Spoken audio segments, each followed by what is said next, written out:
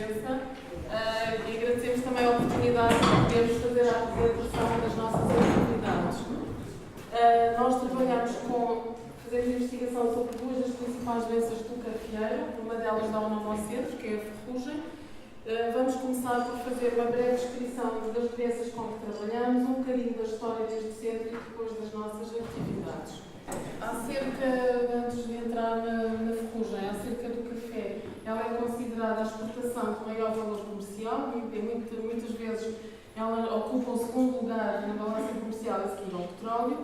A ferrugem laranja, há 6 espécies de café, sendo que 2 delas são economicamente importantes, que é o café arábica e o café robusta, designados respectivamente de coffee arábica e coffee canéfora. A ferrugem alaranjada é uma doença causada pelo fungo biotrófico Emileia statrix e é considerada a doença mais importante do café arábica, o qual neste momento representa cerca de 60% da produção total mundial.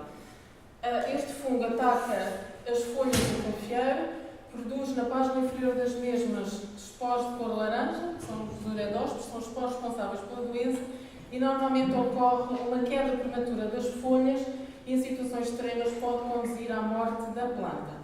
Caso não seja feita a adoção de medidas de controle, as perdas causadas por esta doença situam-se em média entre os 10% a 40%. Aqui está como o ciclo se desenvolve. Desde que haja condições adequadas de umidade e de temperatura, os esporos germinam, com temperatura ótima de germinação anda à volta dos 24 graus, diferencia o tubo germinativo e o apressório sobre o estômago. O apressório é considerado a primeira estrutura de infecção e é a partir daqui que o fungo penetra no interior dos tecidos foliares, onde cresce, portanto, no interior da folha inter e intracelularmente, portanto, as hifas intracelulares são os ostórios e são estas hifas que vão permitir ao fungo retirar nutrientes das células vivas da planta.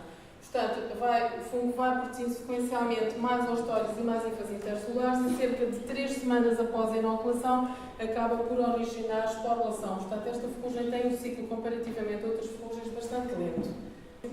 Esta doença foi assinalada pela primeira vez no Quênia, próximo do Lago Vitória, em 1861, mas causou o primeiro impacto económico e social grave em 1869 no Ceilão, atual Sri Lanka, onde devastou completamente a cafeicultura deste país, daí resultando de graves consequências económicas e sociais, e foi de tal maneira grave que a cultura do café foi substituída pela do chá. A doença espalhou-se depois a outros países dos continentes africano e asiático. O centro foi criado em 1955, antes da ferrugem ter sido introduzida no continente americano, e entrou no Brasil em 1970. Atualmente podemos dizer que esta doença existe em praticamente todos os países que produzem café. Próximo. Registrar aqui também muito recente uma epidemia de ferrugem que começou a ocorrer em 2008 e que se foi estendendo desde a Colômbia, países da América Central, Equador e Peru. E esta epidemia recente tem sido muito associada a alterações climáticas, sobretudo ao aumento da temperatura, à irregularidade também das chuvas. E o que acontece com esta epidemia é que estamos, neste caso, a falar de plantas tradicionalmente suscetíveis. O que está a acontecer é que a ferrugem está a conseguir atingir altitudes que nunca antes foram registadas. Por exemplo, na Colômbia, estão a encontrar ferrugem acima dos 1.600 metros. Isto poder-se-á explicar, em parte porque com alterações na fisiologia da folha, nas nossas estufas acontece, quando as temperaturas aumentam, as folhas nascem mais terras, são mais suscetíveis, e por outro lado, provavelmente o fungo começa a atingir temperaturas adequadas ao início da infecção. De qualquer maneira, relatórios de instituições de investigação da América Central chamam a atenção para o facto de que esta epidemia não se explica apenas com alterações climáticas, mas que tem causas muito mais profundas e que tem a ver com manejos adequados, portanto, práticas culturais adequadas, envelhecimento das plantações, serviços de extensão deficientes, portanto, a coisa não é tão linear assim. Passando ao próximo, passando à outra doença que nós começámos a estudar em 1989, é a Triaconose frutos verdes do cafeeiro, conhecido nos países de língua inglesa por Coffee Berry Disease ou simplesmente CBD. Neste caso, o agente causal da doença é o fungo Coledotricum auauei, que é um fungo hemibiotrófico, E esta doença é o principal fator limitante do cultivo do café arábica em elevada altitude e em África. Este fungo infecta diferentes órgãos do cafeeiro, mas onde ele tem impacto económico grave é nos frutos verdes, que é onde estão os grãos de café. E ele provoca lesões necróticas em depressão, que se estendem a todo o fruto, e normalmente no campo o que nós verificamos é ou que ocorre uma queda prematura dos frutos, ou os frutos ficam mumificados e ligados à planta, como vê aqui do lado direito. Se não for feita a adoção de medidas de controle adequadas, esta doença pode causar perdas de produção que em média se decifram nos 50% a 80% de produção. Aqui o ciclo da doença, portanto, neste caso, os esporos responsáveis pela doença são os conídeos, uma vez na superfície do órgão, no caso os frutos, e desde que haja mais uma vez temperatura e umidade adequada, os esporos germinam e produzem um apressório melanizado. E este apressório melanizado vai penetrar diretamente a cutícula e as células da epiderme, formando uma vesícula de infecção, a qual cresce posteriormente intracelularmente. Numa fase inicial do processo de infecção, que pode ser de 2 a 3 dias, dependendo da agressividade do isolado, o fungo alimenta células vivas da planta. Por isso dizemos que ele cresce em biotrofia. A certa altura do ciclo, o fungo começa a destruir, a matar as células do hospedeiro, alimenta-se as células necróticas e nós dizemos que entra em fase necrotrófica, daí dizermos que é um fungo hemibiotrófico. Normalmente o ciclo encerra-se 4 a 7 dias após a inoculação, dependendo da maior ou menor agressividade do isolado que estamos a estudar. Esta doença foi reportada pela primeira vez no Quênia, em 1922, e embora ela esteja, tanto quanto sabemos, restrita apenas ao continente africano, ela constitui uma ameaça muito grave, não só pelo impacto económico que pode ter, mas para os países, as regiões de elevada altitude dos outros continentes, nomeadamente na América Central. O café é produzido em elevada altitude e é uma zona, de facto, será bastante suscetível ou propensa, adequada para o desenvolvimento da doença. Se colocarem no Google e fizerem uma pesquisa por armas biológicas, verificam que o Paletótero cauau aparece na lista dos fungos, é o primeiro fungo que aparece, portanto, exatamente por causa do impacto económico grave que esta doença tem. Quais são as medidas de controle para combater estas doenças? Normalmente são usadas o controle químico, quer seja fungicidas cúpricos, quer sistémicos, quer seja tratamentos preventivos ou curativos, que têm duas desvantagens, que são mais para o ambiente, por um lado, e por outro lado também têm custos económicos. Na Tanzânia, que é um país africano e como tal tem as duas doenças, os colegas do TACRI, da Tanzanian Coffee Research Institute, referem-nos que 50% dos custos de produção são gastos na Tanzânia para combater estas duas doenças. Vejam o impacto que isto tem em termos do rendimento dos agricultores. Portanto, quais são então as medidas de controle alternativos? Claramente em destaque o uso de variedades resistentes. Ela é prioritária e ela tem tudo a ver com a razão de ser da criação do Centro das Ferrugens do Cafeeiro. E quando falamos da criação do Centro de Ferrugens do Cafeeiro, não podemos, ele está absolutamente associado ao professor Branquinho de Oliveira, que foi um fitopatologista reconhecido internacionalmente. Na altura, ele era chefe do Departamento de Fitopatologia da Extensão Agronómica Nacional. De onde é que surge, e de facto este centro foi um legado ao professor Branquinho, de onde é que surge a ideia da criação deste centro? Surge de uma viagem que o professor Branquinho realizou com outro agrónomo a São Tomé e Príncipe, em 1951, onde foi estudar a importância das viroses do cacaueiro. E ficaram impressionados com os estragos causados por duas ferrugens, a ferrugem alaranjada e a ferrugem farinosa. Sabendo o professor Branquinho da importância que a ferrugem alaranjada tinha, desde o impacto que tinha tido um século atrás no Ceilão, decidiu trazer para Portugal amostras de ferrugem e de cafeeiro. E esta ficha aqui é a primeira ferrugem que entrou no centro, e trouxemos por curiosidade. Diz aqui, portanto, Hemileia número 1, Hemileia vastatrix, ataque extremamente severo, causando queda quase total da folhagem em Coffee Arábica, na Roça Amparo, em São Tomé, a baixa altitude. Quem colhe é o professor Branquinho de Oliveira e o engenheiro Eurico de Noronha, em 1951. Portanto, o professor Branquinho trouxe amostras de ferrugem, trouxe sementes de café e decidiu em Portugal, na Estação Agronómica Nacional, ainda em Sacavém, começar a estudar como hobby esta doença. E ele adaptou muitos dos estudos que estavam a ser feitos e inspirou-se muito na ferrugem dos cereais, que na altura era uma doença importante em Portugal. E, portanto, o objetivo deste estudo do professor Branquinho era, de facto, selecionar genótipos resistentes. Cerca de um ano depois, dois investigadores americanos decidiram fazer uma viagem pelo mundo cafeicultor para ter noção do impacto da doença, dos meios de controle da mesma e de colher também materiais resistentes. Eu disse-vos atrás, quando o centro foi criado em 1955, a ferrugem ainda não tinha entrado no continente americano. Verdadeiramente o que os americanos temiam é que a doença causasse no continente americano os mesmos prejuízos económicos e sociais graves que tinha causado um século atrás. E nesta viagem que eles fizeram pelos diferentes países, pararam também em Portugal e ficaram impressionados com a excelência do trabalho que o professor Branquinho estava a desenvolver na área das ferrugens do cafeeiro. E eles sugeriram que estes estudos fossem alargados em termos internacionais, não ficassem só aqui por Portugal. E, portanto, devem ter influenciado devidamente as autoridades americanas e este centro, em 1955, é criado em Portugal com financiamento dos governos português e dos Estados Unidos. Entre os colaboradores mais próximos do professor Branquinho, desde a criação do centro, queria destacar o Dr. Carlos Rodrigues Júnior, que sucedeu na direção do centro ao professor Branquinho em 73 e que foi diretor do mesmo até 2004.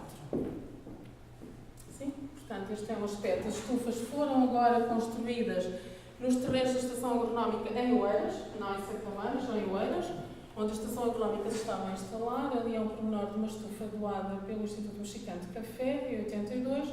E aqui é a situação atual. Como todos sabem, fomos integrados no Instituto Superior de Agronomia a partir de 2015 e estas são, portanto, as imagens atuais dos laboratórios e estufas. Bom, qual foi o objetivo da criação do centro em 1955?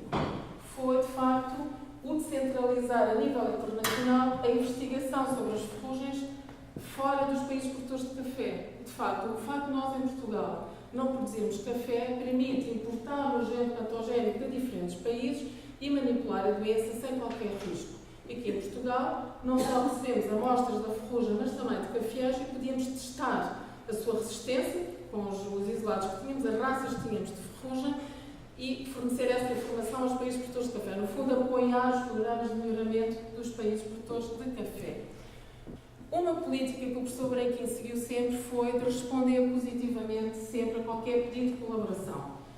E, mesmo quando os países não tinham relações diplomáticas com Portugal, por razões da ditadura, da guerra colonial, enfim, por razões políticas que não interessam, o professor Branquinho conseguiu que a FAO fosse um intermediário nestas trocas de materiais entre Portugal e os países produtores de café. Portanto, apesar da política, o centro continua sempre a colaborar com diferentes países, a receber amostras de cafés, de ferrugem, a testar, a dar essa informação do material que era resistente aos países produtores de café.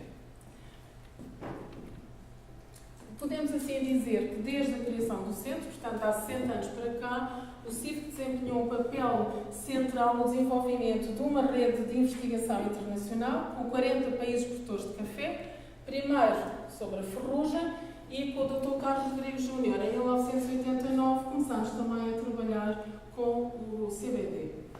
E desde 1955 até agora, efetivamente, o objetivo principal de todas as nossas atividades tem sido apoiar os países produtores de café na obtenção de variedades que têm resistência às duas doenças. Pronto, brevemente só algumas das colaborações mais ativas que temos, com Colômbia, Brasil, México, o Quênia, o parceiro africano com quem temos tido uma colaboração muito intensa, sobretudo na área do CBD, a Índia, Timor, mais recentemente a China, a Tailândia. Na Europa, começámos a trabalhar no final do ano passado, este ano, num acordo de colaboração com a Joint FAO, portanto, a Agência de Energia Atómica Internacional. Em França, parceiros tradicionais têm sido o IRD na área das ferrugens, o INRAD também no memário, o CIRAD mais no CBD. Na Alemanha, as universidades Rostock, Constância e Hohenheim, muito na área das ferrugens também. No Luxemburgo, o LISC, na área da proteómica da ferrugem também.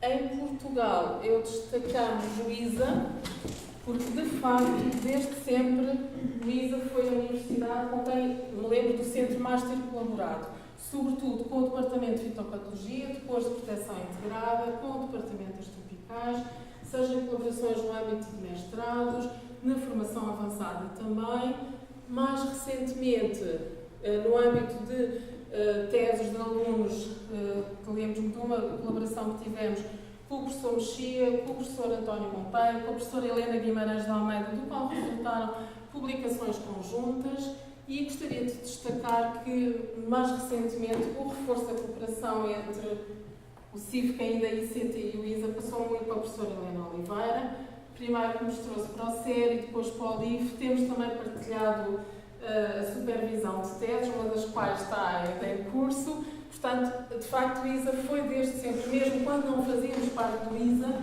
foi sempre a universidade com quem me lembro de termos tido sempre mais colaborações. Pronto, depois temos também muito com instituições no campus do Eiras, como o ITQB, o IBET, com a Faculdade de Ciências também, sobretudo desde a entrada da Dora no centro, também vimos reforçando bastante a colaboração. Pronto, eu já com o INIAF também, naturalmente, e com o IGC.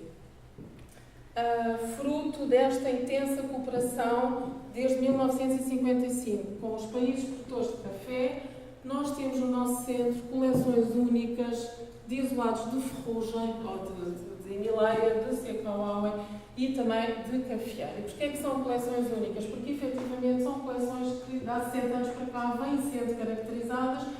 As plantas, quanto ao seu comportamento, à sua resistência a estas doenças, e os isolados quanto aos seus perfis de virulência, nomeadamente. Portanto, são de facto a nossa pérola, digamos assim, aquilo que nos permite desenvolver as nossas atividades, e é de facto as coleções o centro de todas as nossas atividades de investigação. Uma delas portanto, a prospecção de patótipos dos fungos. O Vítor falará mais à frente sobre isso.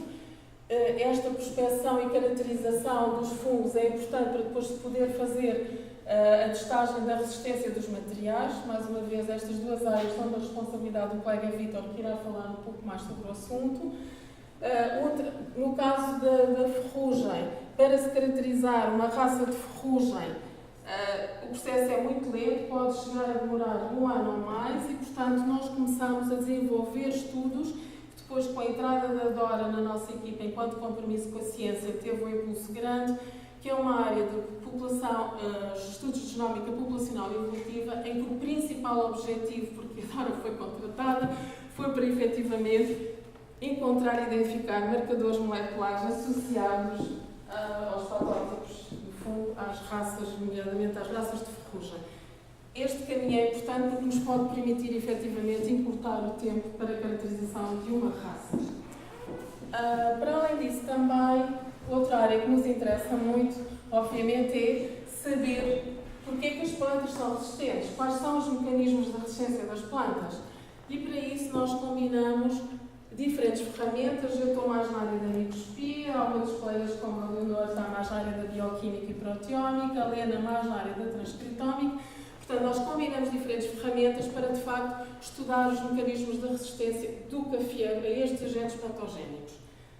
Para além desta linha, uma outra linha que começou, o embrião desta linha, e que visa estudar os mecanismos de patogenicidade do fungo, porque cada vez mais, sobretudo quando falamos de agentes patogénicos biotróficos, eles não estão inertes ali, eles conseguem alterar a expressão génica da planta a seu favor. No caso da ferrugem, quando ela produz o ostório dentro da célula, Ela fica rodeada do plasmalema da célula, ela consegue alterar o fungo, as propriedades físicas e químicas da membrana plasmática a seu favor para permitir o fluxo de nutrientes para si próprio. Portanto, há realmente, quando falamos nessa interação, cada vez mais os dois parceiros, o fungo e a planta, são muito importantes na interação e, portanto, começamos de facto a olhar mais também para o lado do fungo. Quais são os mecanismos de patogenicidade, quais são as ferramentas que o fungo usa para conseguir ter sucesso. E esta linha começou com a tese, outramente, ali da minha colega Helena, que teve muitos espinhos, muitos pedregulhos pelo caminho, mas foi o embrião que depois o Pedro Talhinhas, que lá entrou como compromisso com a ciência, desenvolveu esta área e aqui nesta área, mais uma vez, tentamos combinar diferentes ferramentas, microscopia, transcritómica, estudos de genómica. Portanto, é esta a forma como nos tentamos, de facto, organizar, tendo sempre em mente aquele objetivo que é contribuir para apoiar os programas de melhoramento genético, quer nesta área dos mecanismos de resistência, quer nos de patogenicidade. O que nós andamos à procura em última análise é de encontrar marcadores associados, sejam eles o gene, a proteína, o evento celular, que estejam de facto associados à resistência. Eu vou passar agora ao meu colega Vítor Várzea.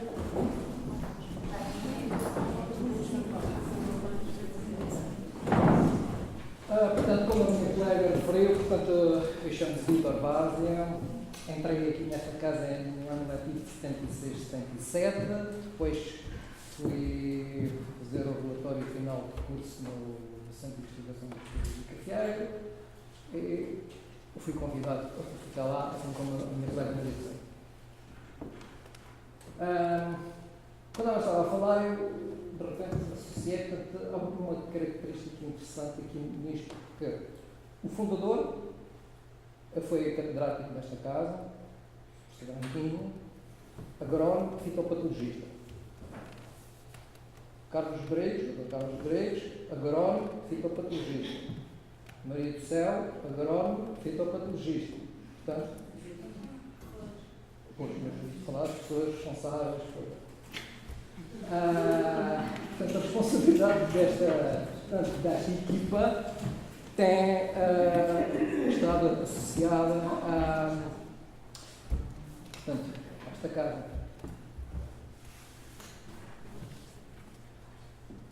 É interessante, o professor Branquinho, como na altura era uma pessoa com muito prestígio internacional, a ele estão associadas muitas histórias, algumas delas insólitas. Se forem ao Google, à internet e colocarem professor Branquinho, vão encontrar um blog do Dr. Constantino Sequeira, que ainda foi escrito dele, que era um blog com coisas bastante interessantes, histórias.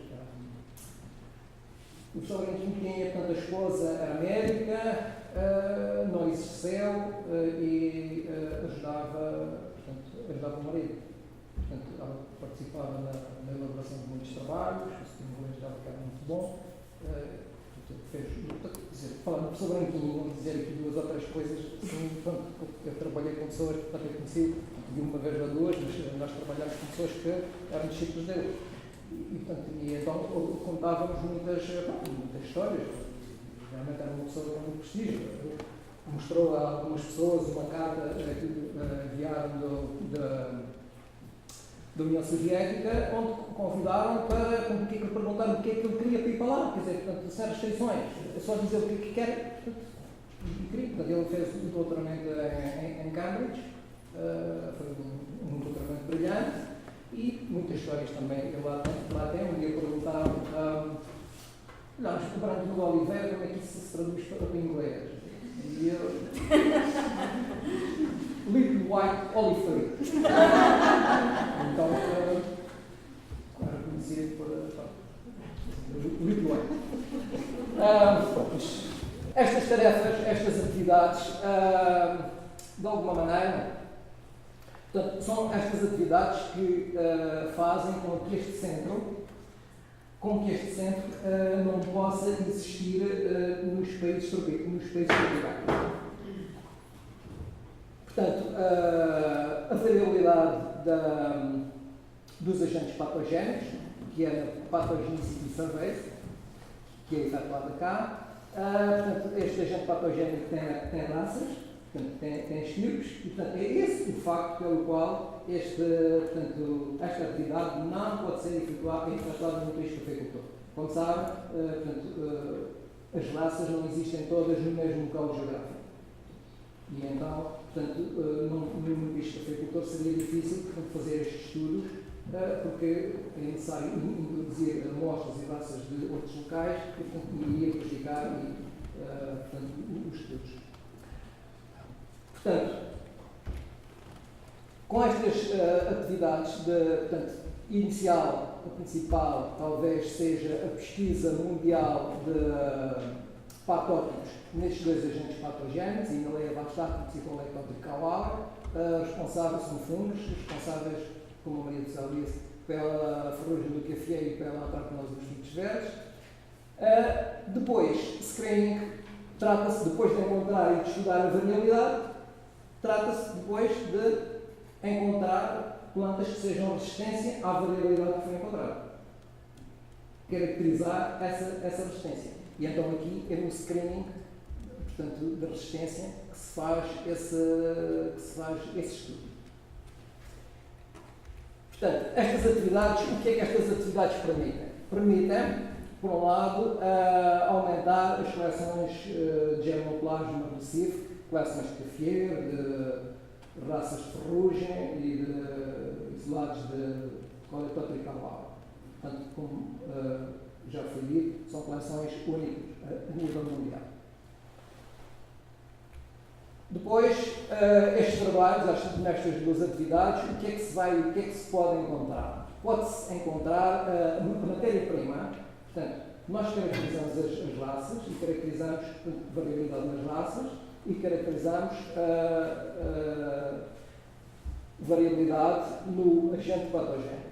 Portanto, permite caracterizar o espectro de resistência do germoplasma, caracterizar a interação fenotípica entre o agente patogénico e o hospedeiro, e isto é a matéria-prima que é utilizada para os outros grupos trabalhar.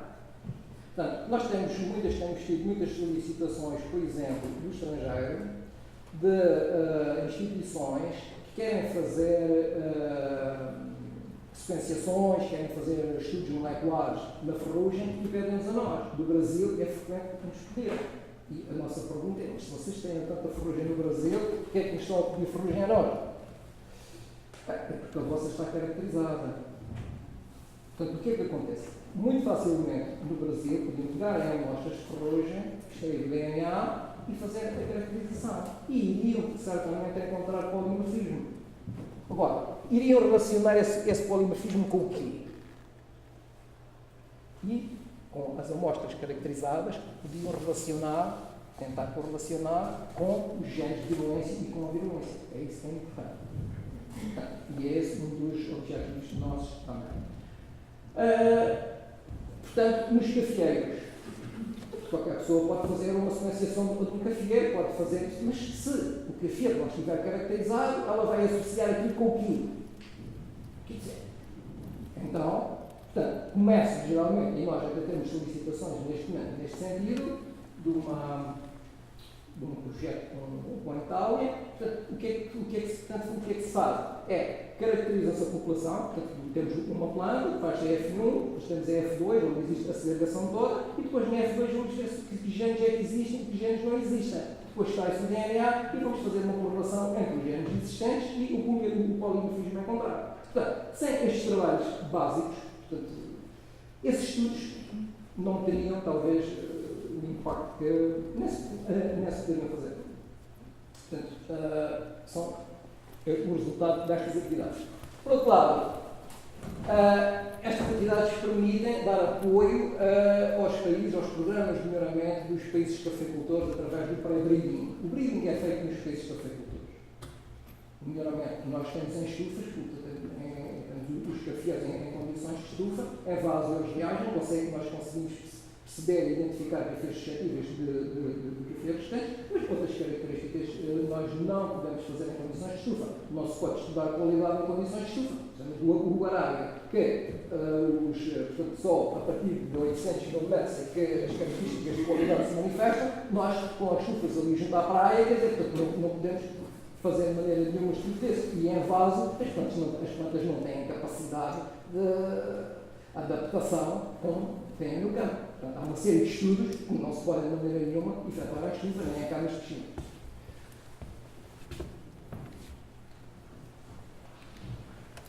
Portanto, inicialmente, os primeiros trabalhos efetuados no centro mostraram que o arábica não tinha grande espectro de resistência à ferrugem. Acontece que no final dos anos 50, portanto, eu ainda não era nascido na altura, foi descoberto um híbrido, foi caracterizado em Portugal um híbrido de uma população natural que apareceu em Timor, resultado de um cruzamento entre arábica, que é associativa, e robusta, que mostra plantas que podem ser encontradas, plantas com muita resistência à ferrugem. E, portanto, esse híbrido aparece espontaneamente em 1927 e só no final dos anos 50 é que é introduzido no centro para estudo. E verificou-se que, das plantas seguidas, que a maior parte portanto, dessas plantas, percebemos muito na estudo de semente, só apenas 2 plantas sobreviveram e essas plantas mostraram resistência a todas as raças existentes na altura. Essas plantas de Timor eram resistentes, mas não tinham boas características agronómicas.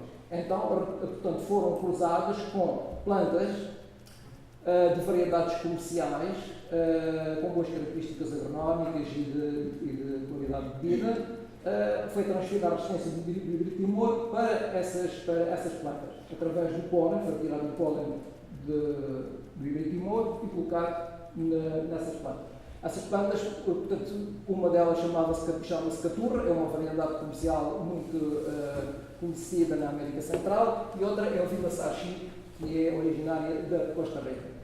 E o cruzamento de caturra com híbrido Timor foi dado o nome de Catimor, caturra com híbrido Timor, da mesma maneira que Sachi-Timor, o cruzamento de Vila Sachi com híbrido Timor. Estes 2 cruzamentos efetuados no centro deram origem a 2 populações, e destas populações foram então selecionadas, portanto, a maioria dos cafés restantes que existem hoje portanto, em todos os países cafeicultores. Portanto, vem ali, portanto, um Catimor na China. A China é um país cafeicultor e mais de 90% do café que produz é originário de uma linhagem de plantas do sítio, na província de Yunnan. Portanto, foi também visto que a teoria do gene de flor se aplicava à interação da ferrugem e do cafeeiro, e foram identificados 9 fatores de resistência portanto, no cafeeiro e 9 fatores de virulência na ferrugem. Portanto, já foram até hoje caracterizadas mais de 50 raças fisiológicas. Como vos disse, não há instituição nenhuma no mundo que faça isso. Não há. Portanto, esta coleção está connosco e nós, portanto, os estudos que indiquei atrás, que se fazia, portanto, caracterização da resistência, deram origem, portanto, conseguiu-se caracterizar cerca de mais de 40 grupos de resistência, portanto, plantas com espectros diferentes, 40 diferentes espectros de resistência à ferrugem. Umas são completamente resistentes, outras são completamente suscetíveis e outras têm níveis intermédios. São os grupos fisiológicos de resistência. Peço desculpa que estou a falar em português ou em paulitano, em inglês, e às vezes é um bocadinho difícil para mim. Portanto, são inoculações por pulverização, por escalpel. Portanto, como eu disse, mais de 90% das cultivares da arábica existentes em todo o mundo foram produzidas a partir de estudos efetuados neste centro. Eu digo 90%, mas sou muito conservador quando digo 90%. Porque 99,9% seria melhor. Porquê? 90% são diretamente de Híbrido Timor. As outras que não são de Híbrido Timor passaram para lá para serem caracterizadas com as raças que nós tínhamos. Portanto, de uma maneira ou de outra, elas passaram para lá. Portanto, aqui temos vários cafezais da Índia, da China, do Brasil. Portanto, tudo isto são materiais que foram originários do sítio. Acontece que, portanto, isto foi feito, portanto, a introdução maciça destes materiais foi feita nos anos, finais dos anos 70 e 80, porque estes materiais foram produzidos em Portugal e depois foram enviados para Angola para a seleção, portanto, no campo, em Angola, depois retornaram a Portugal, foram enviados depois para todas as instituições de investigação. Entretanto, algumas dessas cultivares já ficam a perder a resistência devido ao aparecimento de raças com um maior nível de virulência. Portanto, esse é um problema que está a acontecer nos dias de hoje, devido realmente ao aparecimento de novas raças. E nós temos tido muitas solicitações realmente para este aspecto, que é tentar encontrar novas fontes de resistência, uma vez que descobrimos raças em Timor e na Índia com capacidade para atacar todos os derivados do Timor. O que isto não quer dizer que essas raças vão aparecer nos outros países todos. Mas nós já sabemos que em Timor e na Índia essas raças já existem e nós temos conosco essas raças. Portanto, um dos nossos objetivos de curto prazo será, então, a descoberta de novas fontes de resistência. Portanto, o apoio que nós temos dado aos países cafeicultores é ajudá-los a selecionar materiais com elevados espectros de resistência. Portanto, um exemplo disso tem sido a Colômbia, onde nós tivemos um convênio financiado por mais de 40 anos. Portanto, as suas fotografias que aqui estão, portanto, isto são isolados, naqueles estudos são isolados de Código e todas as fotografias relacionam-se com portanto, a colheita de hipopótamos, que há uma relação entre a doença no campo e o hipopótamo. Para fazermos, estamos a apanhar hipopótamos que foram semeados, os negros semeados, e depois, quando as plantas atingem cerca de 2 a 10 centímetros, são inoculadas. Portanto, para a Colômbia, até 2014, porque até 2014 nós tivemos esse convênio, agora foi interrompido por falta de verbas da instituição colombiana, nós conseguimos testar cerca de 50 mil plantas ano. Portanto, todos os anos, e desde 1959 começamos com este estudo desta doença, todos os anos nós caracterizávamos cerca de 50 mil plantas. O que é que a Colômbia está interessada nisto? Isto é bastante importante para a Colômbia, porque não existe esta doença na Colômbia, esta doença só existe no continente africano. Se esta doença for introduzida no continente americano, onde existem os maiores produtores de café, portanto, vai ser dramático, porque as quebras podem ser de 70% a 80% se não aplicar os produtos químicos. Portanto, o que é que acontece? A Colômbia, para tentar evitar... Portanto, se a doença for lá introduzida, ela já está a trabalhar no sentido de criar variedades com resistência. Foi o mesmo que aconteceu na relação à ferrugem. Quando a ferrugem aparece na Colômbia em 1984, já existia na Colômbia uma variedade chamada variedade Colômbia, que foi criada no âmbito desse convênio com o centro, onde nos enviavam todos os anos, primeiro nós enviámos para a Colômbia no início de 60, sementes de Híbrido Timor. Eles cruzaram com variedades comerciais deles e enviavam-nos, como não existia a ferrugem lá, enviavam-nos todos os anos cerca de 20 mil plantas de clones que selecionavam nas condições colombianas. E nós dávamos os resultados e dizíamos quais eram as plantas, as progénies que apresentavam maiores espectros de resistência. E baseados nessa informação, eles selecionaram uma variedade chamada variedade Colômbia, com resistência a um agente patogénico que ainda não tinha sido introduzido na Colômbia. A ferrugem entra no Brasil em 1970, começa a ser disseminada pelos outros países sul-americanos e só chega à Colômbia em 1984. Portanto, o que a Colômbia conseguiu foi criar uma variedade na ausência do agente patogénico, que é considerado um caso único.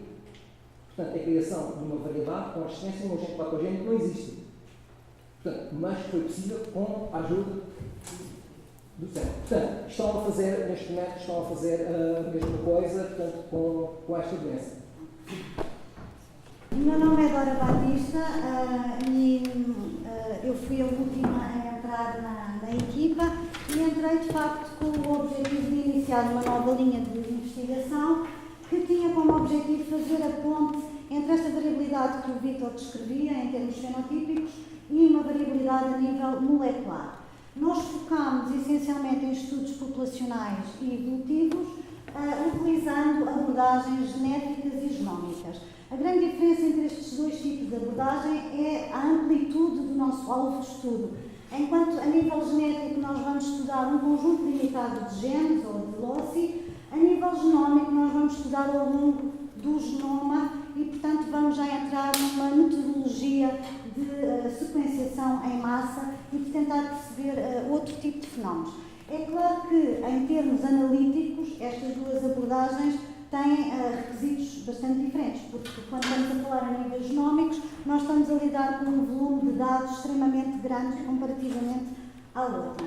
Nós podemos fazer estes estudos entre espécies, e então estamos no domínio da filogenética ou filogenómica, quer usamos uma abordagem ou outra, e estamos num cenário macroevolutivo, ou seja, mesmo em termos de evolução, dando origem a espécies diferentes, ou então podemos estudar a nível populacional dentro da mesma espécie e estamos num cenário microevolutivo, ou seja, em termos de processos de adaptação. Se fizermos estas reconstruções filogenéticas, nós podemos estudar as relações evolutivas, evoluções de genes ou de famílias de genes, a ação da seleção natural, estimação de tempos de divergência, etc.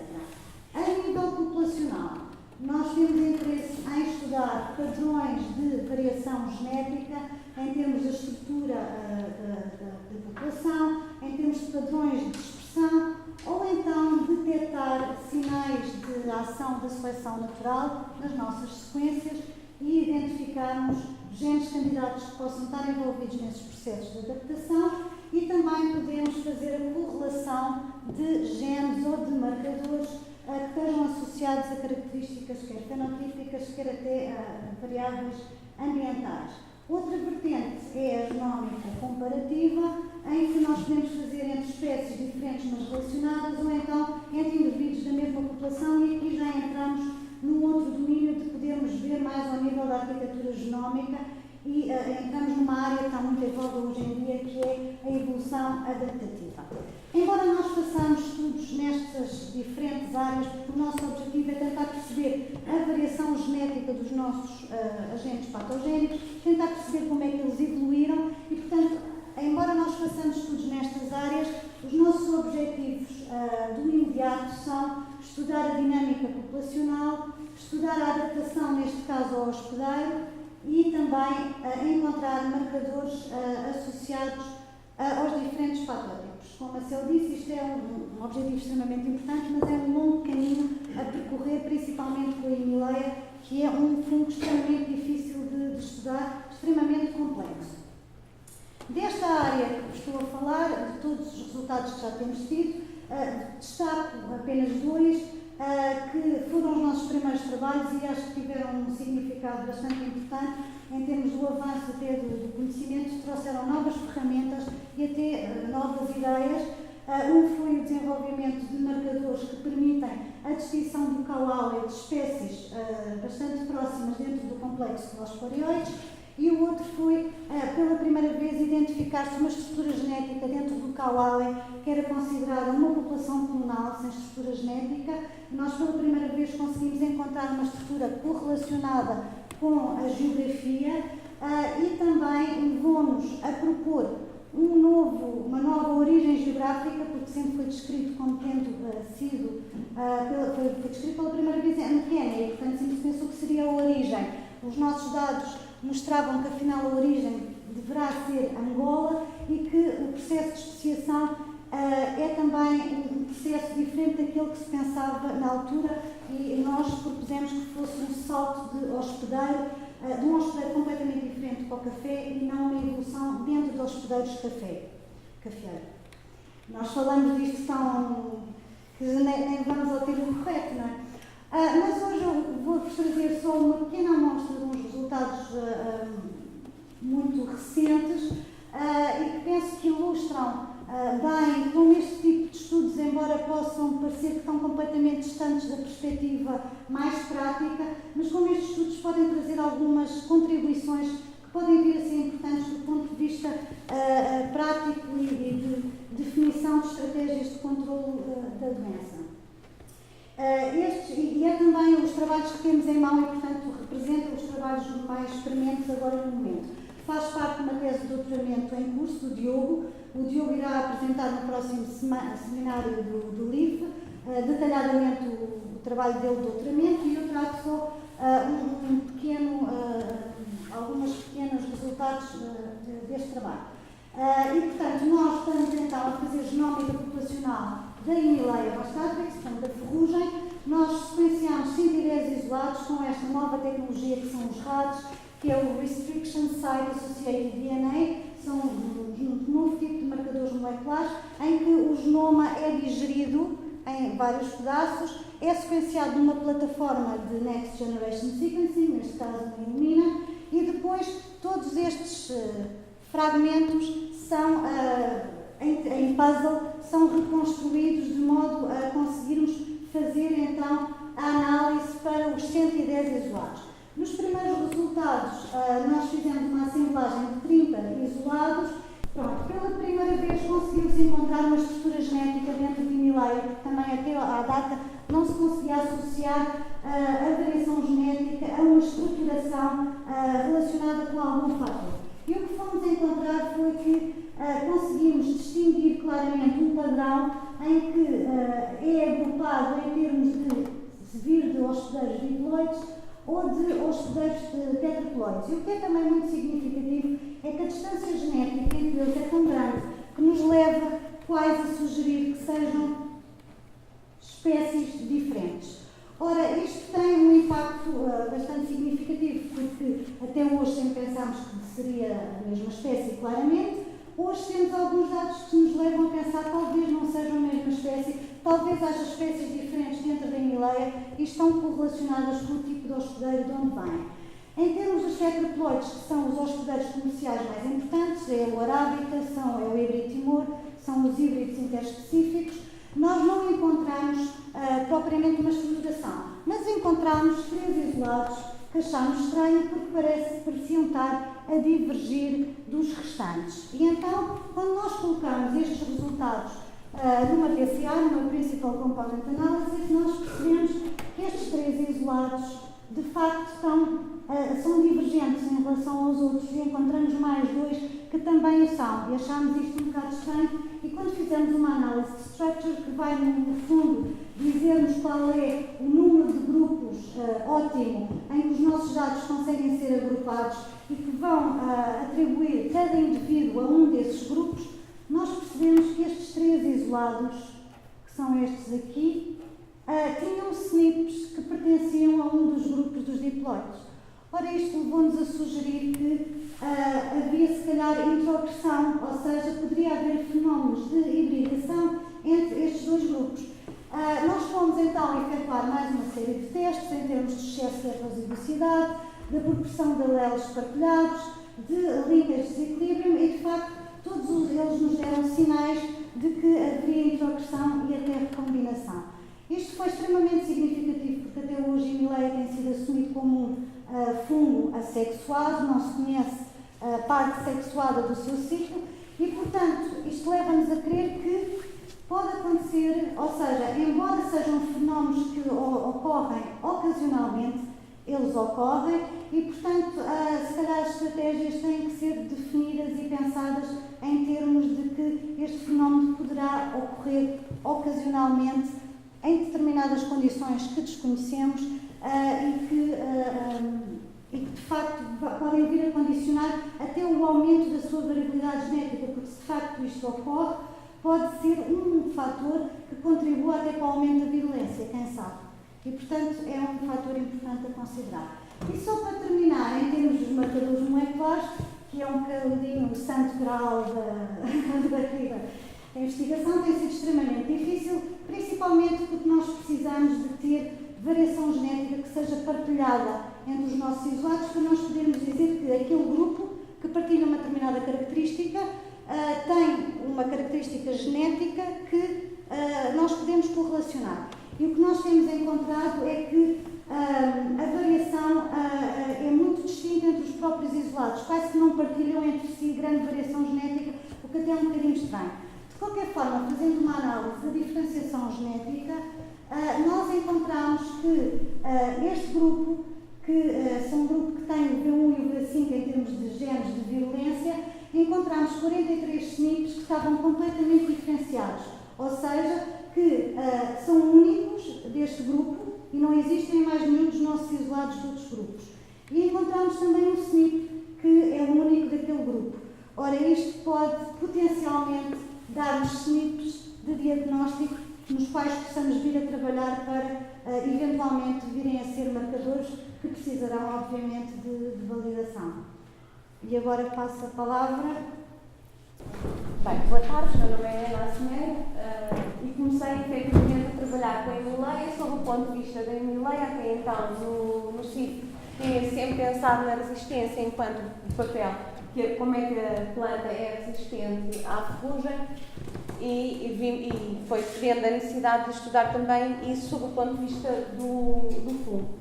E foi por aí que eu comecei na minha tese de doutoramento, e depois de algumas dificuldades, passámos por esta abordagem transcriptómica que permitiu efetivamente avançar bastante no conhecimento que se tem da biologia do fungo e permitir depois pensar já em trabalhos que nos permitam avançar mesmo naquilo que é o nosso objetivo final, que é perceber como é que é a resistência da planta ao fungo. Então, nessa abordagem transcriptómica, criámos 3 bibliotecas, as duas nas primeiras fases em que é possível ter o fungo fora do hospedeiro, uma em fase tubo-germinativo e outra na fase tubo-germinativo já com o pressório diferenciado, e uma biblioteca feita já nas fases mais avançadas do desenvolvimento do fungo, em que temos as tais hifas diferenciadas, que são os austórios, que são responsáveis pela obtenção de nutrientes e que também se pensam que estão muito ligados a este controle que a própria ferrugem exerce sobre o metabolismo do hospedeiro. Aqui nesta biblioteca tínhamos mais dificuldade, porque o RNA que nós extraímos vem contaminado com o RNA do hospedeiro e, portanto, tivemos que fazer todos os tratamentos bioinformáticos possíveis para distinguir as nossas sequências, aquilo que era planta, aquilo que era fungo. E pronto, fomos avançando dessas análises bioinformáticas na anotação de uma biblioteca que no total são 9.234 potenciais genes, e chegámos à conclusão, um bocadinho surpreendentemente, que nos tubos germinativos temos uma intensa atividade de sinalização. Nós já sabíamos que a ferrugem, esta Emileia, dá alguns sinais de resistência numa fase muito avançada comparativamente a outras ferrugens, mas não estávamos à espera que fosse ao nível dos tubos germinativos, estávamos se calhar mais à espera que fosse ao nível dos repressários. Pode haver aqui um problema metodológico que vamos tentar ir avançando, mas pronto, temos uma intensa atividade de sinalização, ou seja, o diálogo entre a planta e o fungo começa tão cedo quanto logo na fase de germinação. Ao nível do opressório, efetivamente identificámos muitos genes que estão ligados com o metabolismo dos lípidos, até porque nesta fase ainda não há acesso aos nutrientes por parte da planta e, portanto, o fungo tem necessidade de utilizar as suas próprias reservas para conseguir crescer e avançar. E depois, ao nível da biblioteca dos austórios, como também já estamos numa fase em que irá ocorrer proximamente a esporulação, há muitos genes ligados com a replicação de DNA, com a divisão, portanto também já se está à espera que haja novos esporos. Isto foi os primeiros resultados que nós tivemos sobre a transcriptómica. Depois tentámos olhar para eles já numa perspectiva mais de interação planta-fungo. Fomos ver quais é que eram o grupo de genes que tinham um sinal de serem excretados para fora e, portanto, seriam esses mais envolvidos com a comunicação com a planta, numa abordagem de identificar potenciais efetores, como, já não sei qual dos meus colegas referiu, a ferrugem obedece à teoria de gene a gene e, portanto, é expectável que cada efetor haja o correspondente proteína de resistência por parte da planta e que seja essa que condicione efetivamente esse diálogo e que vai condicionar a resistência. Isso é o nosso trabalho mais atual. Nós, mesmo com esta base destes 9.230 e 200 e tal genes, chegámos a 516 genes que têm características de serem excretados e, portanto, são potenciais efetores. Depois, com mais algumas análises informáticas, procurando motivos que possam estar envolvidos com esta função de, efetivamente, comunicar com o hospedeiro, fomos restringindo o nosso número de genes, porque não era possível, de qualquer das formas, fazer estudos funcionais que nos permitissem caracterizar este conjunto, já mais reduzido, mas mesmo assim ainda muito grande. Neste momento temos cerca de 10 genes que potencialmente têm todas as características de poderem ser efetores, também ao nível dos perfis de expressão destes genes, eles têm maior expressão só na planta, têm expressões diferentes em plantas resistentes e em plantas suscetíveis. Portanto, todas estas características juntas fizeram com que nós restringíssemos este grupo grande a cerca de 10 genes, cujo nosso objetivo atual é fazer estudos funcionais que nos permitam, efetivamente, caracterizar qual é a função destes genes no conjunto da resistência, também identificar os genes R da planta e, portanto, para assim termos um quadro mais completo de como é que funciona a resistência do cafeeiro à emileia. Boa tarde. Uma ferramenta que hoje em dia é muito importante para todos estes estudos e que cada vez se vai tornando mais comum conseguir obtê-la é ter a sequenciação do genoma do organismo em estudo. No nosso caso, estávamos interessados também em fazer a sequenciação do genoma de Emileia bastatrix. Sabíamos já de antemão, de experiência das duas primeiras ferrugens cujo genoma foi sequenciado, que o genoma dessas ferrugens era grande para um fungo que seria grande. Ou seja, para sabermos com exatidão que parâmetros deveríamos usar para fazer a sequenciação do genoma, necessitávamos primeiro saber o tamanho do genoma do nosso organismo. Fomos à procura da melhor metodologia para o fazer e viemos a perceber que se tratava da citometria de fluxo. E ao aplicarmos essa metodologia, para grande surpresa, viemos a encontrar o facto do genoma de Emileia bastatrix ter um tamanho de 757 milhares de pares de bases, maior do que tudo o que se conhecia praticamente na altura, e se comparar com o tamanho médio dos genomas dos fungos, ele é mais de 10 vezes superior. Ainda assim é bastante superior ao tamanho médio do genoma dos basilomicetas. As ferrugens, como foi dito, pertencem à ordem Proximialis. O que nós depois, entretanto, fizemos com este resultado surpreendente foi repetir este estudo, primeiro com a ferrugem da fava e depois entusiasmámos e fomos fazer este estudo por 30 espécies diferentes de ferrugem e chegámos a uma média extraordinária de 408 milhões de pares de bases. Num certo sentido, as ferrugens são o Tibete dos fungos em termos de altitude. E até posteriormente acabámos por encontrar aqui uma outra ferrugem, até aqui à porta do livro, que será o fungo de maior genoma, Bromyces viridentes, com cerca de 2.500 milhões de pares de bases. Estas médias que aqui estão já estão todas afetadas por estes estudos, elas eram razoavelmente inferiores, apesar de elas produzirem mais de 1.000 organismos, os nossos 30 fungos conseguiram chegar a essas médias ainda razoavelmente. Para além deste facto que tornou o objetivo da sequenciação do genoma como bastante mais difícil e efetivamente neste momento está já publicado um trabalho por colegas colombianos que é bastante incompleto, porventura por causa desta característica e do facto dos números não só ser grande, mas como ser também complexo e estar ter uma grande quantidade de elementos repetitivos e de zonas não codificantes.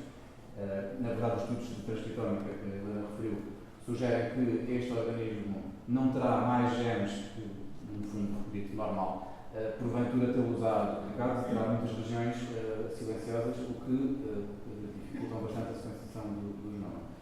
Aplicando esta metodologia a diferentes isolados, verificamos que há uma variação no tamanho do genoma bastante grande, onde cabem cá, entre 765 e 879, cabem cá vários, 2 ou 3 genomas médios de um fungo. Determinamos também o número de cromossomas do fungo e, nesse sentido, ele não é muito diferente de outros fungos, tem 10 cromossomas.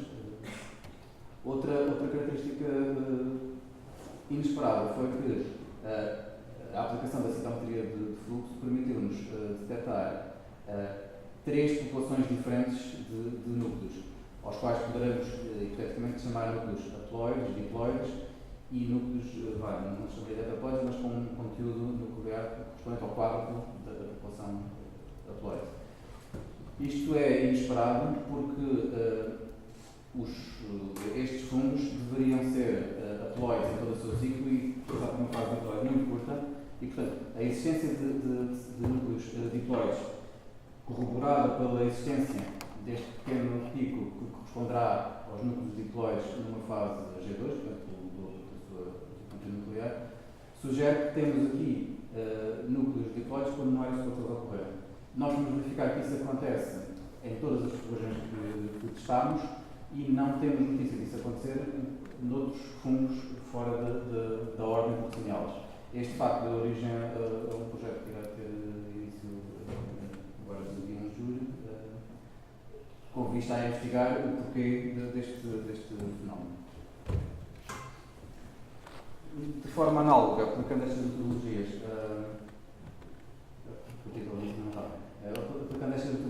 a coleta de Cauer, este fungo, ao contrário de Dimadeira bastática, nestes aspectos citogenómicos, é um fungo normal, é uma ascobiceta, tem um tamanho de genoma dentro da média. Ainda assim, a determinação do tamanho do genoma mostra uma diferença significativa aos fungos filogeneticamente mais próximos e vem reforçar uma questão que está atualmente em cima da mesa, que é a distinção e a consolidação destes agentes patogénicos como uma espécie separada dos seus parentes mais próximos.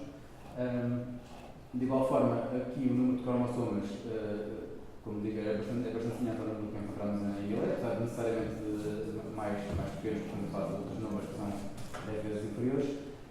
Ainda foi possível, neste estudo que está aqui referido, verificar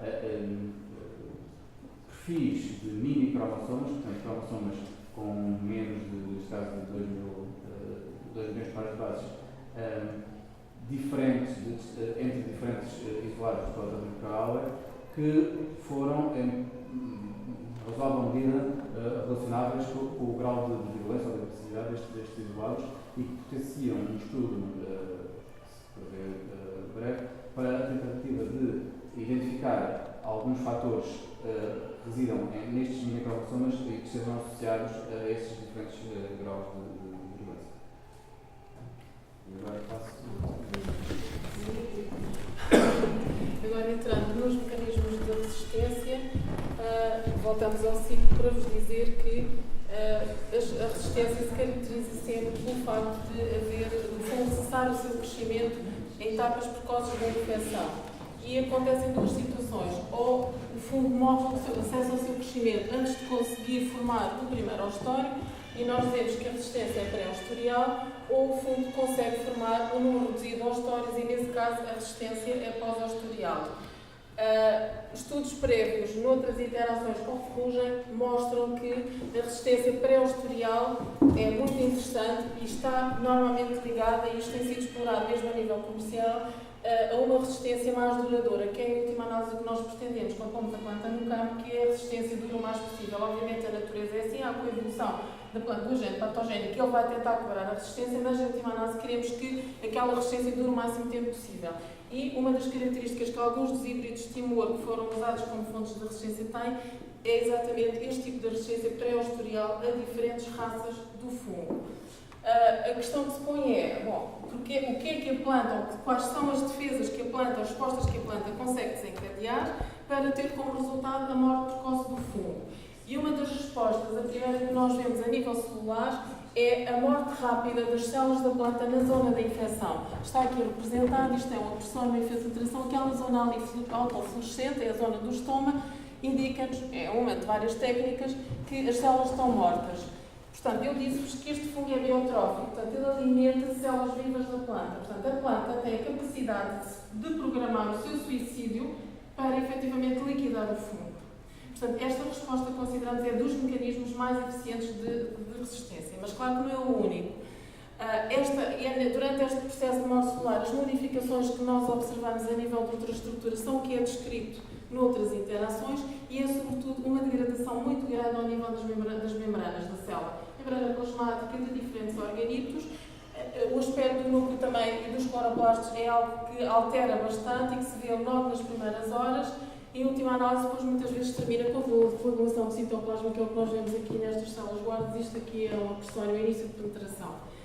A técnica que nós aqui mostramos de hipofluorescência também nos diz que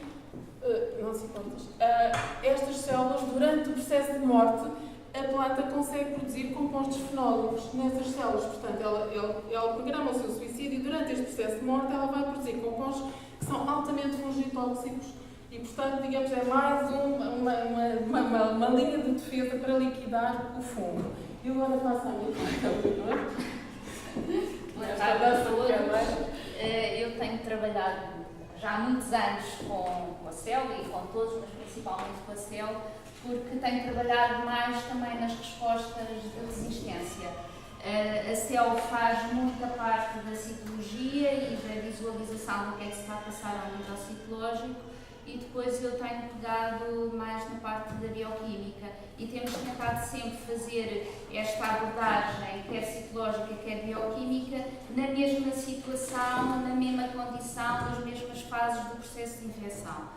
E um bocadinho ali, como a Dora falou, inicialmente nós olhávamos muito para cada uma das enzimas e das proteínas que estão envolvidas, não só a nível das proteínas, mas também de alguns compostos de metabolismo secundário, até em colaboração com as tropicais, com a Maria Helena Almeida. Tivemos vários alunos de mestrado nessa área, mas aqui pusemos apenas algumas das proteínas e enzimas que nós sabemos que estão envolvidas nos processos de resistência, ou seja, que acumulam, que a sua atividade aumenta em resposta de resistência relativamente com o controle ou com o suscetível, muito mais cedo, como mostra ali o gráfico, tem ali um aumentozinho ali por volta das 40 horas após a inoculação, portanto há uma resposta muito cedo no resistente comparativamente com o suscetível.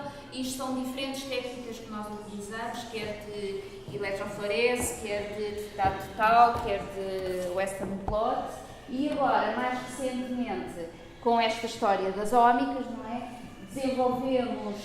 Tivemos a estudar o apoplasto ou o espaço extracelular, agora pegando ali um bocadinho no ciclo, as primeiras fases do fungo acontecem todas fora das células, portanto no espaço entre as células, e portanto achámos que era interessante ir ver o que é que acontece, o que é que se está a passar exatamente nesse espaço ao nível das proteínas e, portanto, utilizando uma abordagem proteómica por eletroforese bidimensional, associada à espectrometria de massa para identificar as proteínas que aparecem, encontramos mais de 116 proteínas diferentes, com diferentes atividades enzimáticas, e olhando para esses resultados todos em massa que nós encontramos, fomos escolher algumas proteínas que nos pareceram, não só dos estudos que nós tínhamos feito anteriormente, mas destes que nos pareceram particularmente interessantes, como as quitinases, as pectinas, metilesterases, etc. Portanto, umas mais ligadas à parede celular, outras mais ligadas à proteólise, porque há uma grande atividade proteolítica, e fomos produzir anticorpos contra essas proteínas. Para quê? Para depois verificar em interações compatíveis e incompatíveis, portanto, em situação de resistência e de suscetibilidade, se efetivamente nós conseguimos detectar com esses anticorpos a presença dessas proteínas, se seria maior no resistente, que está aqui vermelho, são de barra vermelha, do que no suscetível e no controle. E efetivamente foi o que nós encontramos. À exceção aqui destes anticorpos que foram produzidos para uma sutilizina, que é uma protease de serina, todos os outros parece que funcionam bastante bem. Então, qual é a ideia? Desde o início da criação do centro, uma das coisas que nós temos sempre em mente é encontrar marcadores, neste caso de resistência. E, portanto, a nossa ideia é agora, e é o que estamos a fazer neste momento, como o Vítor falou, nós temos uma IACEL, nós temos uma coleção única no mundo caracterizada para a resistência às raças e, portanto, nós podemos pegar em qualquer planta que nós temos no CIV e testar, porque sabemos exatamente qual é o seu perfil de resistência. Portanto, agora aquilo que nós estamos a fazer é não trabalhar mais com plantas inoculadas, portanto, trabalhar com plantas sãs, com estas plantas que nós sabemos exatamente qual é o seu perfil e verificar se efetivamente estes anticorpos que detectam estas proteínas serão ou não um bom marcador para a resistência. Se nós realmente conseguimos perceber fazer no fundo uma matriz e perceber quais são os anticorpos que funcionam melhor, estes são os primeiros, estamos a continuar a produzir mais, portanto, quais são os que funcionam melhor, nós poderemos eventualmente, no futuro, esperemos que sim, desenvolver um kit de ELISA que fosse facilmente no campo, digamos assim, não é? Em cada país cafeicultor, poder ser utilizado para fazer um primeiro screening para a resistência das variedades que eles estão a melhorar, não é? Pronto.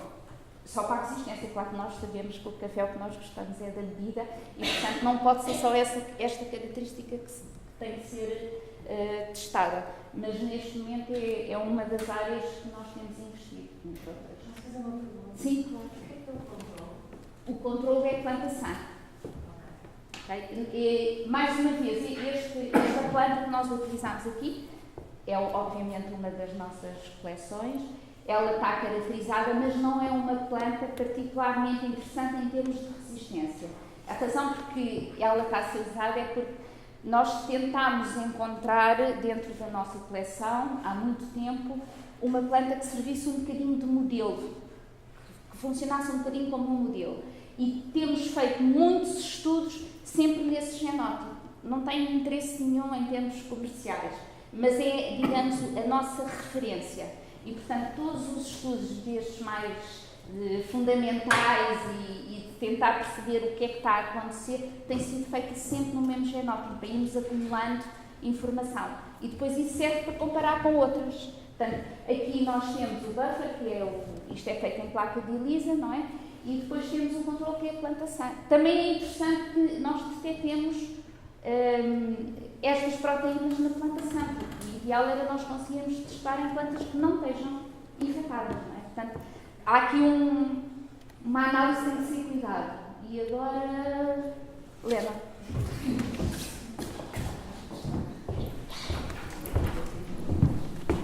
Continuando aqui a abordagem transcritómica, também pegando sobre o ponto de vista da planta, também foram feitos já ao longo dos anos alguns estudos sobre a transcritómica do cafeeiro. Inicialmente fazendo uns trabalhos sem ser com estas sequenciações em massa, mais recentemente com a transcritómica por 454, foi feita em planta de Ibiritimor, por acaso aqui não foi utilizada esta planta mais modelo, foi utilizado o Ibiritimor, que efetivamente também haveria bastante interesse em caracterizar a resistência nestas plantas. E depois temos também uma biblioteca feita nas primeiras horas do processo de infecção. Nós não temos, nestas bibliotecas, não temos a situação de suscetibilidade, porque apesar de haver já esta ocorrência de haver ferrugens que conseguem infectar esta planta, não é uma infecção ainda que ocorra sempre, portanto só temos a situação de resistência.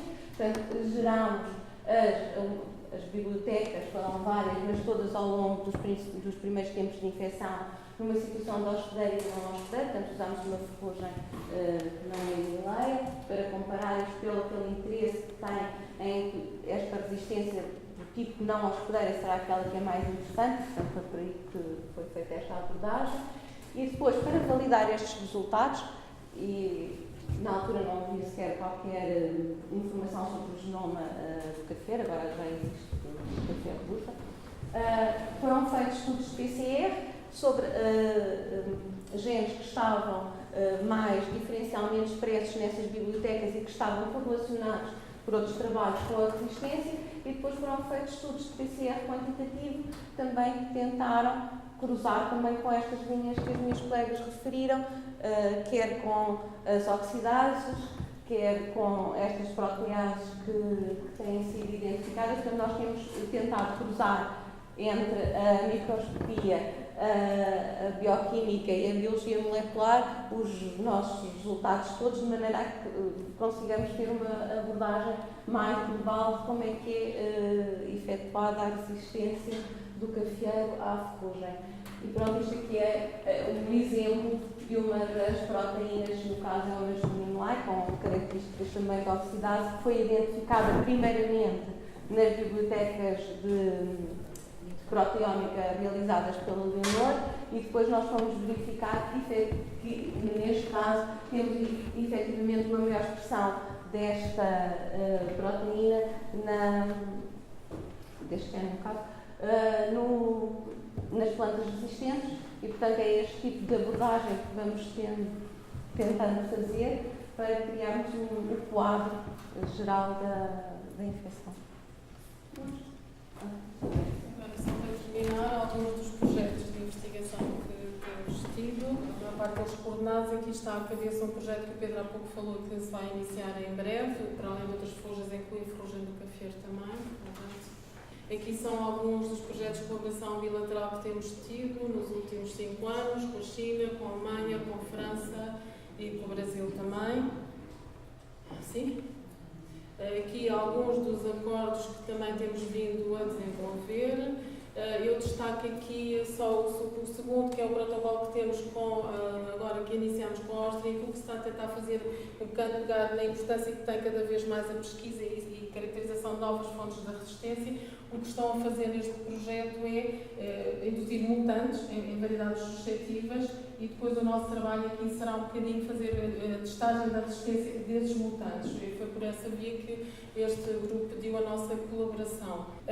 Pronto, gostaria de dizer que nós, no quadro do processo dos últimos anos da nossa estada enquanto membros do ICT, foi de facto um período, um pesadelo, sobretudo a fase da reestruturação, porque efetivamente perdemos muitos projetos com financiamentos grandes, se calhar oportunidades que nunca tínhamos tido, e efetivamente só não fechámos as portas porque fomos tendo estes projetos de investigação de que eu venho a falar, que nos permitiram ir continuando a trabalhar, e muito sobretudo porque acho que soubemos sempre ser verdadeiramente uma equipa, sempre puxamos, quando alguém está mais abaixo, há um outro que está um bocadinho melhor, e de alguma maneira este espírito de equipa que nos tem unido tem-nos ajudado a superar períodos muito difíceis, nomeadamente esse período.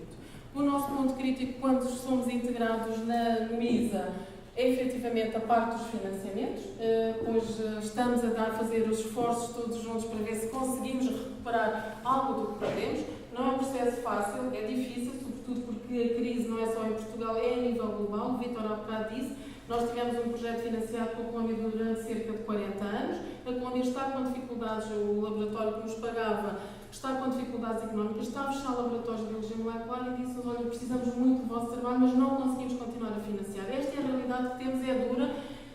Pronto, mas é o que temos e temos que, todos juntos, com a ajuda da direção da casa também, de todos nós precisamos, para ver se conseguimos, de facto, aos poucos ir recuperando, porque este é, de facto, o nosso ponto crítico. O que é que nós temos neste momento em preparação? Temos este projeto com a empresa Ili Café, uma empresa sediada em Itália, em Trieste, e que nos pediu colaboração, estamos agora a trabalhar nesse sentido, para nós fazermos sequenciações, para chegarmos a marcadores moleculares da resistência. Estamos a preparar as populações, as F2, para serem integradas neste projeto. E este projeto envolve essa empresa Ili Café, envolve este estudo genómico aplicado, que é também italiano, do DINA, para o Centro de Trieste, e envolve-nos a nós. Portanto, estamos numa fase a discutir a parte financeira, vai ser feito, eles pediram para fazer um acordo, um protocolo de acordo entre a Ili Café e o Instituto Superior de Agronomia. Um outro programa, que é este PROCAGICA, que é um programa da América Central para responder à epidemia de ferrugem. Portanto, também estamos a trabalhar no sentido, este projeto vai começar agora. Estamos a ver se conseguimos entrar com prestadores de serviços. Não entramos como parceiro, mas de uma forma, enfim, direta. E eles estão, um colega do CIRAD que está a trabalhar nisto, está a tentar ver que financiamentos é que nos consegue arranjar para a investigação. Tudo na América Central, eu estive lá agora numa reunião em fevereiro e houve uma sessão em que eu só ouvi falar de milhões da União Europeia, da OIC, milhões daqui, e a pessoa pensa, milhões de Kyoto. Esses milhões que estão a ser injetados até pelos americanos na América Central são sobretudo para o desenvolvimento, para a investigação. Os colegas todos de investigação que lá estavam diziam, nós estamos a asfixiar, não temos dinheiro para a investigação. Esta é a realidade, portanto, os tempos de facto não são fáceis. Pronto, resta-nos dar o nosso melhor e tentar ver o que é que conseguimos fazer. Aqui também estamos neste momento a negociar com a China um acordo para dar formação a alguns colegas. Estamos neste momento, ainda hoje recebemos um mail nesse sentido, que vê-se de que forma se conseguem transferir-nos o dinheiro para começarmos ainda este ano a dar formação. E temos também aqui, estamos a trabalhar numa colo, é um projeto que já tínhamos submetido o ano passado, não foi, né? Ano passado, e que envolve, era coordenado pela Alemanha, envolve, portanto, a Inglaterra, Estados Unidos, portanto, e a nós também. O projeto passou à segunda fase, mas depois não foi financiado. Portanto, estamos neste momento a tentar recuperar este consórcio para ver se conseguimos, e era na área dos efetores, dos mecanismos de patogenicidade, para ver se de facto voltamos novamente à carga a submeter e se desta vez temos um bocadinho mais de sucesso. Pronto, faça-se, faz favor. Aqui, rapidamente, uma outra atividade tem sido muito importante desde a criação do centro, é a formação a técnicos e investigadores de países produtores de café.